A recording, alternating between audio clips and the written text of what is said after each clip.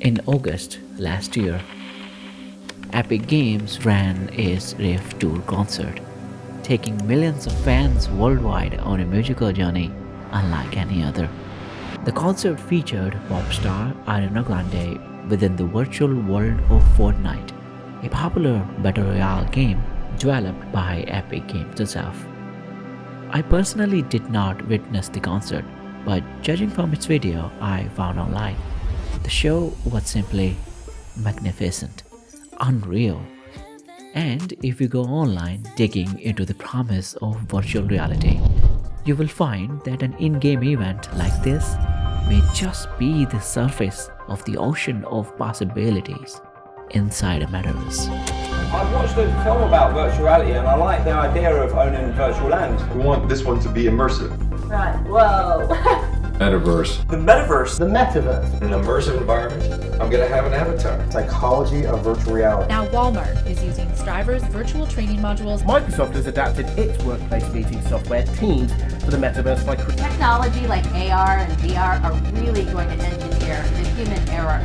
And people are paying thousands of dollars in cryptocurrency for the chance to create a new virtual life online.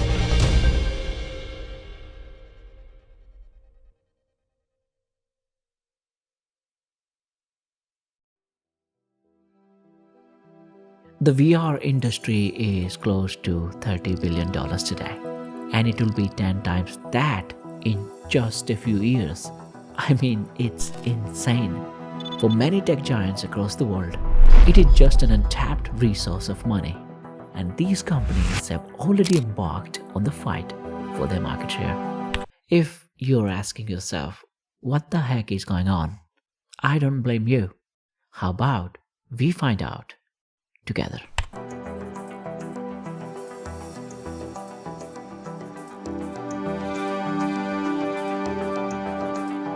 Our reality has been in caution for centuries, and people have had different opinions on what is real and what is not, what exists and what doesn't.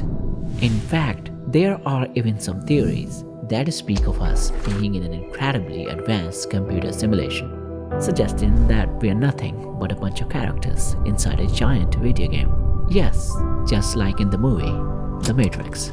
And it is this curiosity, this quest to understand our reality that inspired us to experiment with some fascinating ideas. Ideas like virtual reality, augmented reality, and mixed reality. One such idea came to life in 1793 with the opening of a special building in Leicester Square in London. You see, this building was specifically designed by Robert Barker, an English painter, to display panorama paintings. With circular walls, internal staircases, and platforms, it is believed to be the first paradigm of immersive technology ever recorded in the history of VR. Barker had perfected every fine detail to maintain the illusion of the viewer literally walking out onto a platform with a mesmerizing 360-degree view. And it was just the beginning. In 1838, a guy named Charles Wheatstone came up with a device that had two mirrors placed at 45 degrees, the first stereoscope. When looked through, these mirrors reflected two slightly different images to the left and the right eye of the viewer, creating the perception of 3D depth. And it was the 1800s, so it was drawings, not images, to be clear. But there was a catch. You see, this device was a bit hefty and difficult to carry around, and this is why in 1849, another guy named David Brewster came up with the first handheld stereoscope. It was lens-based, it was way smaller, and it used prints to create an immersive 3D experience. Since then, there have been numerous developments and improvements. The enormous curved Cinerama screen, 90 feet wide, 30 high, puts you into the picture. You generally have about 2 smells from each film. You know, but you can have more. I have 10 smells, but you can have 50 smells. There's no, and it's fairly... Simply compute an image and display a computed image, changing the computed image in the same way.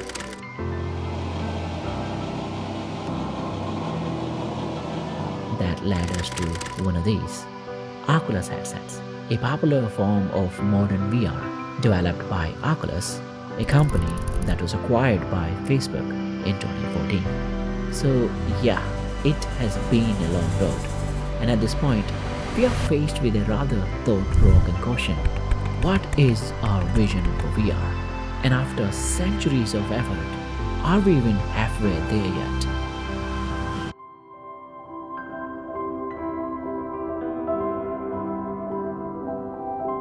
You're here watching a video on virtual reality, so it is safe to assume that you are into sci-fi movies. Then I guess you must recall this scene from the original Star Wars movie. I saw part of the message. I seem to have found it. General Kenobi, years ago you served my father in the Clone Wars. Now Clearly, this projected hologram of Princess Leia was a novelty back then, but do you think it could have somewhat influenced the idea of modern VR? Well, we are beginning to see something oddly similar these days, and it is not a novelty anymore.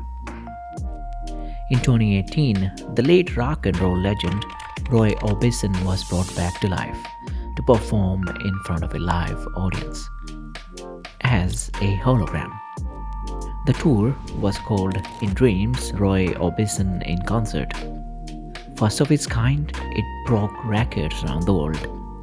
The following year, a similar tour featured holograms of rock and roll legends Roy Orbison and Buddy Holly performing together.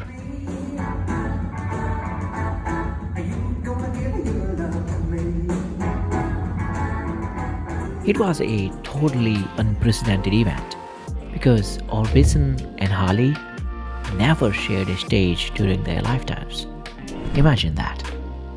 In 2019, pop star Billie Eilish's When We Fall Asleep World Tour shows were recorded live and brought to Oculus venues.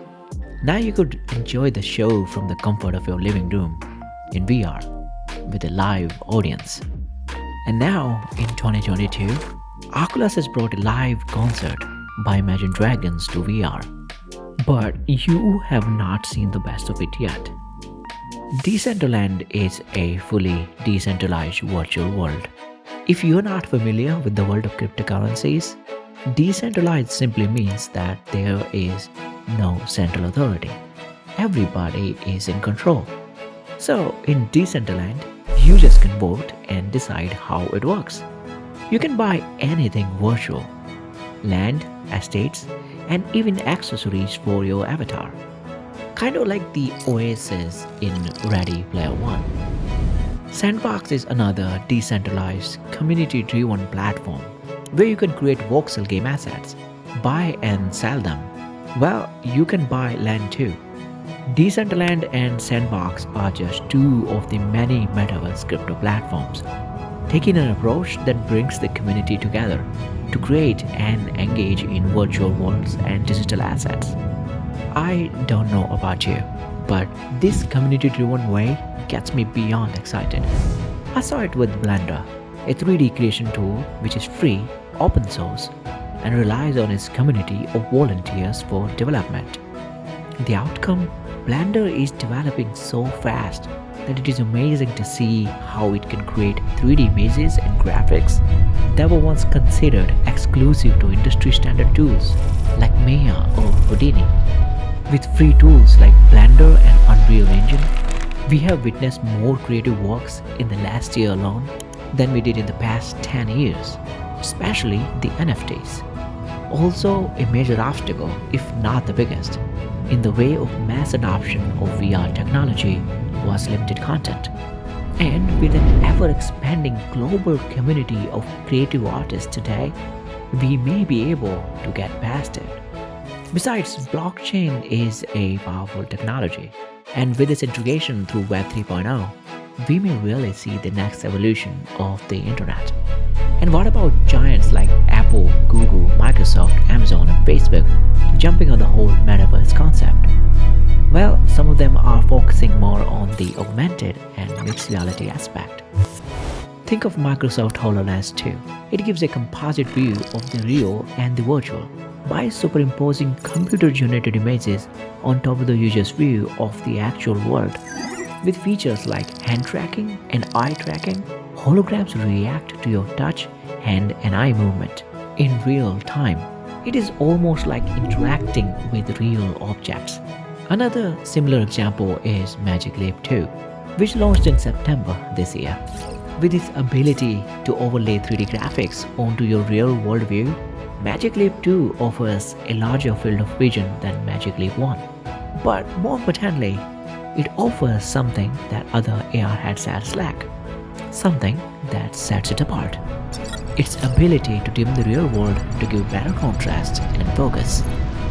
For now, Microsoft and Magic Leap are building and selling this technology majorly to enterprises for applications in manufacturing, health, defense, and other areas.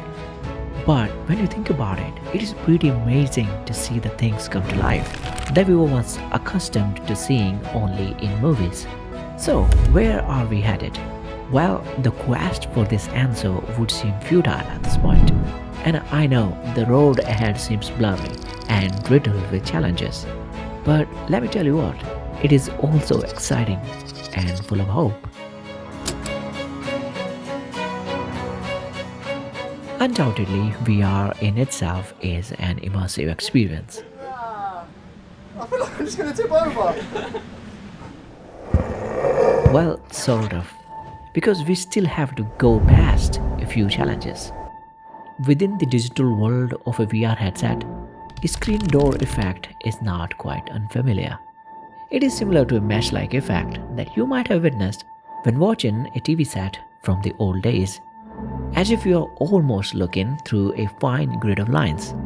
While we may have tackled the problem of a screen door effect to some extent with high-resolution VR headsets like Oculus Quest 2, we don't create a fully immersive world without the full sense of touch and, of course, a smell.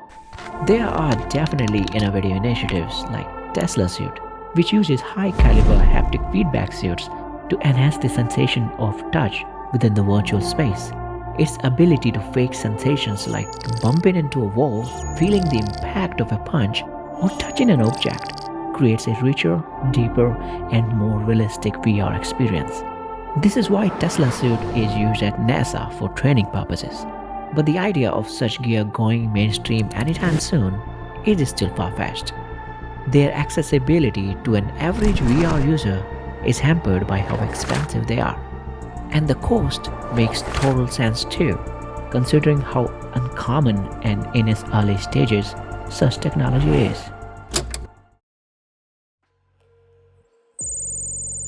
In 1960, Hollywood attempted to bring the sense of smell to films. This system, that was called Smell-O-Vision, would release 30 different scents during the projection of a film that were triggered by the film soundtrack, of course. Tried only in the 1960 film Scent of Mystery, it was a futile attempt because any particular scent would linger in the theater and would get mixed up with other scents. During my research, I came across this piece. It speaks of a VR startup, OVR Technology, that is working towards making VR experiences more engaging, more immersive, and more emotional through the sense of smell. This company is recreating real-world smells in their labs and allowing users to test out the OVR hardware with some available demos. Very personal, just for you. And because it's such a small amount of scent, it's very easy to clear them with no lingering scent. Okay, wow. Interestingly, there's this rose demo where you can pick a rose and smell it in VR. And it works because when you pull the rose away from your nose, the smell kind of fades away instead of hanging in the environment like perfume. Surely incorporating all sorts of scents in the virtual world is a long shot. But experiments like this are definitely a fascinating start. Now, when it comes to mass adoption of any technology, there is always a common concern. Health and safety issues.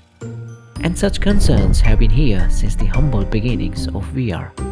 In fact, major manufacturers have been issuing a word of warning that using VR headsets without supervision or in a crowded place can be unsafe and dangerous, especially for kids under 13 years of age. Other than that, of course, there's the concern about eye health, as to how prolonged exposure to a VR environment puts you at higher risk of myopia or nearsightedness. In a digitally transforming world, health experts believe that myopia is a growing problem, and VR might make things worse. If you go through Oculus Quest's Health and Safety Warnings document, there is a whole list of forms of discomfort one might feel confined in a VR headset: seizures, loss of awareness, involuntary movements, and so on. And clearly, if you are pregnant, elderly, or someone with a pre-existing medical condition like heart disease, you need extra caution. Of course, such health and safety risks can be minimized with careful practice of proper safety measures, but they are still a major barrier to overcome, if not the biggest.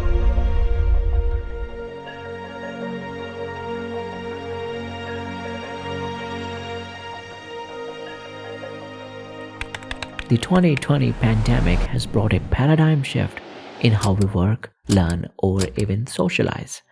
With the magic of the internet and other technological advancements, we are breaking physical barriers that crippled humanity in the times of pandemics like the Black Death. Being in a workplace meeting from the comfort of your home in VR, sharing a virtual gaming experience with your friends, and being able to learn anything as if you are physically present in that situation is nothing short of a miracle, no matter how skeptical we are of it. Clearly, the future looks virtual, and the real question is, when it is here, how ready will we be for it?